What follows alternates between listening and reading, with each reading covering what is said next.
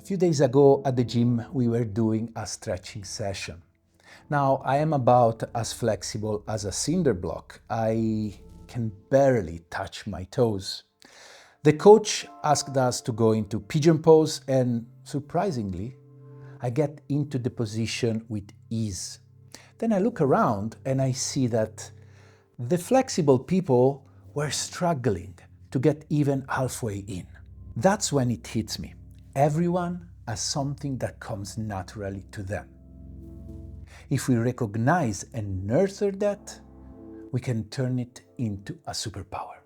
This idea also connects to art. I believe that complexity doesn't actually exist in the creative process. It only exists in the eyes of those who experience the art. Complexity is a byproduct of years spent honing your craft, not something that we chase deliberately during the creation. When you're deep in the process, things that seem complex to others might feel natural to you because you built up that intuition through practice. Before going on, a few ways you can support this page. Please hit the like button and subscribe, completely free. Then you can buy from the affiliate link down below, and you can become a patron. On Patreon, I have tons of exclusive video, project. I always reply to your question. It's the best way for you to support me. As Leonardo da Vinci once said, simplicity is the ultimate sophistication. When you start something new, you are overwhelmed by questions, but the same question feels trivial a few months in. I used to think that making complex things was the only way to stand out with your art. I would look at other artists, hit a wall and say, how are they so good? What I didn't realize was that their complexity came from skill I hadn't developed yet. Other people's work seemed better because it was unfamiliar, not necessarily because it was superior. The novelty can make their work feel so much better, while our own work feel familiar, boring, and interesting. We often equate complexity with value. But I came to the realization that most of the music and generally art that I enjoy is the most simple one. And that doesn't mean basic. It just doesn't scream, hey, look at me, I am complex. And in fact, many popular works are simple, which make them approachable and universally understandable. The goal of great communication is clarity, something that is approachable and not easily misunderstood. As a composer, I think my mission is to reach the mind and the heart of other people in the most direct way. So I had to rethink the idea of complexity because, let's be honest, you will never be at ease doing something that feels complex. So I came out with 3 words that somehow convey the same idea but in a positive way. Depth, which suggests this idea of layers in music. So we are used to see our pieces in music as a horizontal progression, but we can see it vertically. So how different layers stratifies on top of each other. Texture, which implies richness in details and also give you a tactile quality. Intricacy, focusing on how a piece can evolve in a rich and detailed way. There are many ways to express complexity, but I came to the realization that the creative process generally falls into 2 main categories. One driven by imagination and one driven by process. I'm a process-driven person, so I'll start from that. A few days ago, I sent one track to my dear friend Andrea, great producer and one of my mentors. And as soon as I sent the track to him, I said, hey, listen to this, I made it only using the Moog. His reply was, why you even tell me what did you use to create this track? I cannot care less. And then it hits me. Process, the idea of process really drives my workflow. I'm obsessed with process. Sometimes for me, process is even more interesting than the final product. In fact, when I listen to something that feels complex, generally it's because it lies outside my skills, and that's what draws me in. For some of us, the process is everything. It's not the destination, but it's the journey that makes us super excited to come every day in studio and play with our instruments. I really resonate with this quote by Richard Feynman.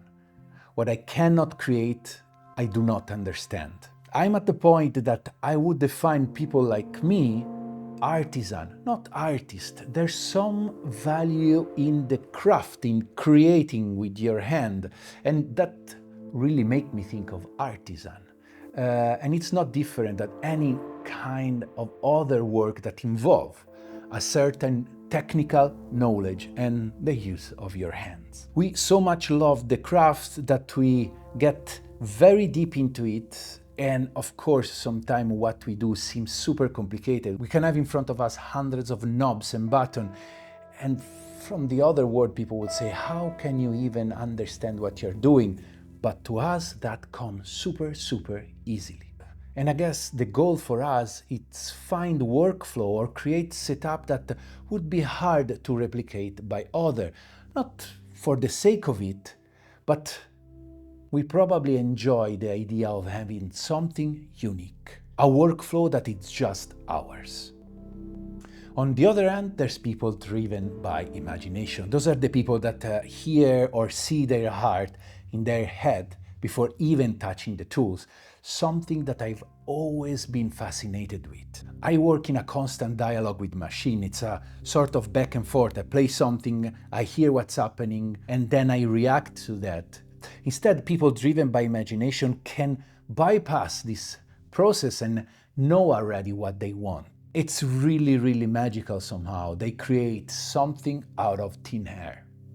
Obviously, those are the people I'm really jealous of, but you know, the grass is always greener on the other side.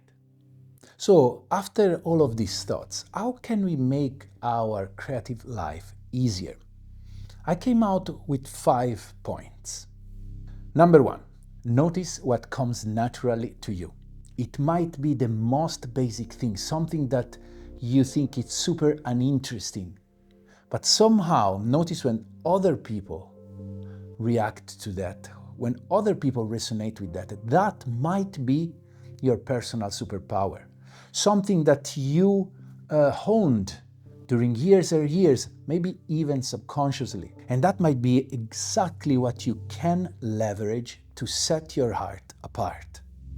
Number 2, get inspired by others, but don't try to be them. What's already out there doesn't need to be recreated. Authenticity comes from the convergence of all of your experience.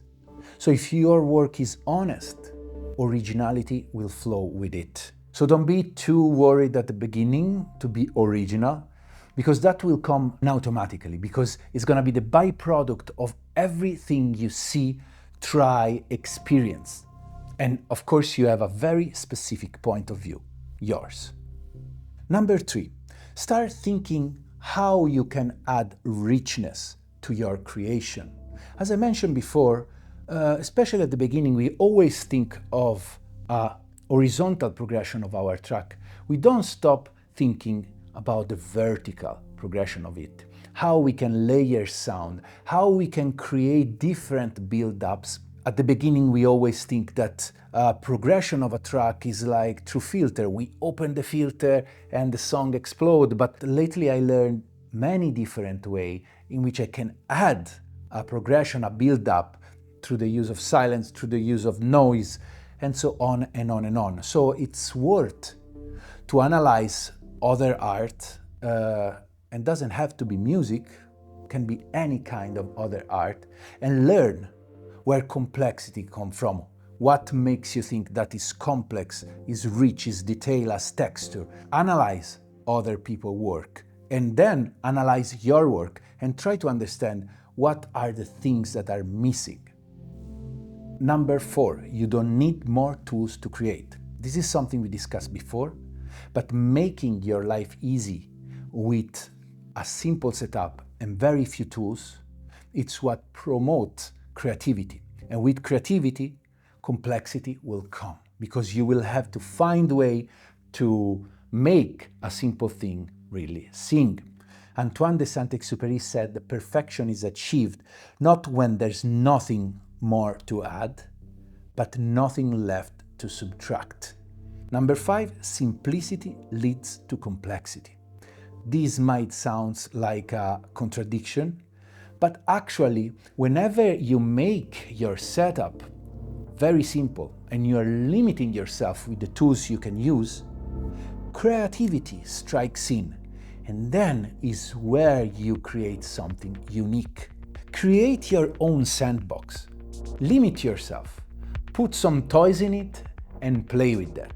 And don't worry about how you can reproduce it.